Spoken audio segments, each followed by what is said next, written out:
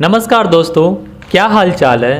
दोस्तों, जिस तरीके से हम परमाणु बम का जखीरा बढ़ा रहे हैं, ऐसा लगता है पृथ्वी का अंत कहीं हम अपने हाथों तो नहीं लिख रहे हैं। चलिए खैर है, जो भी होगा भविष्य में देखा जाएगा। परंतु जिस तरीके से सऊदी अरब और इजराइल के बीच मित्रता के संबंध स्थापित हुए हैं, हम भी ईश्वर से कामना करते हैं इजराइल और ईरान के बीच भी मित्रता की श्रृंखला शुरू हो।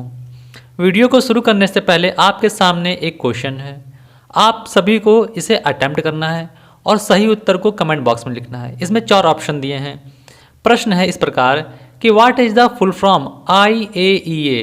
IEA की आपको फुल फॉर्म बतानी है। ऑप्शन 4 दिए हैं। पहला ऑप्शन है इंटरनेशनल अमेरिका एनर्जी अटलांटिक, दूसरा है इंटरनेशनल एटॉमिक एनर्जी एजेंसी, तीसरा है इंटरनेशनल एविएशन एनर्जी एजेंसी और चौथा ऑप्शन है आपका इंटरनेशनल अफ्रीका एनवायरनमेंट अथॉरिटी। तो कौन सा आंसर सही है, आपको इसी वीडियो में इसका उत्तर मिल जाएगा।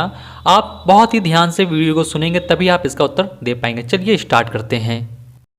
यह BBC का एक आर्टिकल है जिसमें बताया गया है Iran nuclear crisis, Tehran to enrich uranium 20% IAEA द्वारा। सबसे पहले हम जानते हैं कि IAEA क्या है।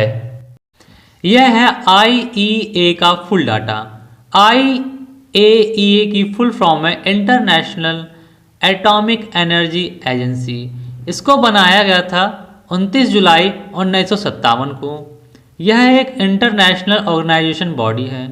इसका जो आपको हेडक्वार्टर विनेवा, जो कि ऑस्ट्रिया की राजधानी है, वहाँ पर आपको इसका हेडक्वार्टर मिलेगा। आप ये जो फोटो देख रहे हैं, इस व्यक्ति का नाम है राफेल ग्रासी। ये फ्रांस वाला राफेल मत समझ लेना आप लोग समझे ना। हाँ, राफेल ग्रासी। और ये वर्तमान समय में 6th director general international atomic energy agency के हैं। मैं आपको बताना चाहता हूं कि वर्तमान समय में जो IAEA है उसमें टोटल मेंबर जो हैं वो 172 हैं। 172 मेंबर उसमें हैं।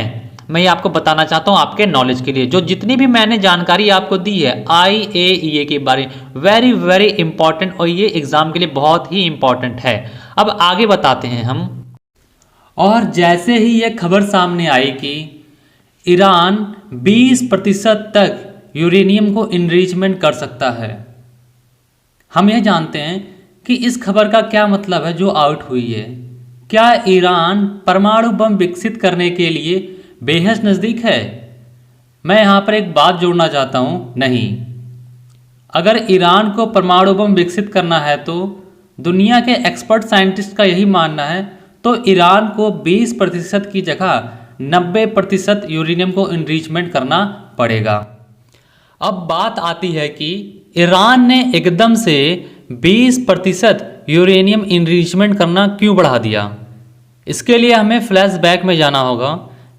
2015 में ईरान और अमेरिका के बीच न्यूक्लियर डील साइन हुई, जिसके तहत ईरान परमाणु बम नहीं बना सकता, परंतु ईरान सिर्फ और सिर्फ 3.67 यूरेनियम को इनरिचमेंट कर सकता है, जिसका सिर्फ और सिर्फ मेन पर्पस होगा न्यूक्लियर थर्मल पावर से बिजली बनाना। लेकिन जैसे ही डोनाल्ड ट्रंप सत्ता में आते हैं तो वह इस डील को 2018 में कैंसिल कर देते हैं और ईरान के ऊपर बहुत ही ज़्यादा हैवी सैंक्शन लगा देते हैं।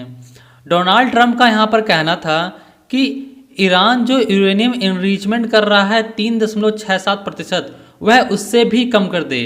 मेनली उनका साफ मकसद था कि ईरान यूरेनियम से बिजली ही ना बनाए। जो ईरान बिजली बनाता है न्यूक्लियर थर्मल पावर को यूज़ करने के लिए, वह भी ईरान ना बनाए। लेकिन यहाँ पर भी सब कुछ उल्टा पुल्टा हो गया। डोनाल्ड ट्रंप ने सोचा कि वह इस डील को कैंसिल कर ईरान पर कड़े प्रतिबंध लगाएंगे, सैंक्शन लगाएंगे और प्रेशर बनाकर जो ईरान में 3.67 यूरेनियम को इनरिचमेंट किया जा रहा है वह इस प्रोसेस को भी रोक दे। मतलब ईरान जो इनरिचमेंट कर रहा है न्यूक्लियर थर्मल पावर के, वह उसको भी रोक दे। लेकिन दुर्भाग्यपूर्ण से, जैसे कि मैंने बताया, सब कुछ उल्टा पुल्टा हो गया। जब यह डील पूर्ण रूप से कैंसिल हो गई तब ईरान ने इसके चलते अपने न्यूक्लियर प्रोग्राम को यूरेनियम इनरिचमेंट को बढ़ाना शुरू कर दिया। ईरान ने दुनिया के सामने यह ओपिनियन रखा कि उसका यह परमाणु कार्यक्रम शांतिपूर्ण के लिए है। आखिर ईरान अपने न्यूक्लियर प्रोग्राम को इतनी तेज गति से क्यों बढ़ा रहा है? हम सभी जानते हैं कि 27 नवंबर को जब तेहरान में ईरान के top nuclear scientist Mohsen Fakhrizadeh को मार दिया गया था, तो दोस्तों कहीं ना कहीं इसी के चलते वह अपने न्यूक्लियर प्रोग्राम को बहुत तेजी से बढ़ाना चाह रहा है। और कहीं ना कहीं ईरान की सरकार यह भी सोच रही है कि अमेरिका में जो एक नई सत्ता आई है जो बाइडेन की, उससे कोई हमारी न्यूक्लियर डील साइन हो उससे पहले ईरान अपने यूरेनियम इनरिचमेंट को बढ़ाना चाहता है। और इसी के बीच इजराइल ने भी चेतावनी जारी की। इजराइल के एक मिनिस्टर ने इस पर बयान दिया, अमेरिका ईरान के परमाणु सुविधा केंद्रों पर कभी हमला नहीं करेगा। इजराइल एकमात्र ऐसा देश है जो यह कार्य कर सकता है। तो कहीं ना कहीं ये एक प्लानिंग भी चल रही है इजराइल के अंदर। और साथ ही साथ कुछ ही देर बाद इजराइल के सैन्य प्रमुख ने भी चेतावनी दी, अगर राजनीति चाहती है इजराइल की तो हम इस पर जरूर काम करेंगे। तो आप जरूर आगे एक न्यूज़ सामने आएगी, कभी भी आ सकती है कि इजराइल कभी भी एयर स्ट्राइक शायद कर सकता है ईरान के ऊपर। तो वीडियो का अंत हम अब यहीं करते हैं। उम्मीद करते हैं वीडियो आपको अच्छी लगी और समझ में आया होगा। वीडियो को लाइक करिए और सब्सक्राइब करके ही जाइए दोस्तों, और अपना ढेर सारा प्यार दीजिए। नमस्कार दोस्तों, जय हिंद, वंदे मातरम।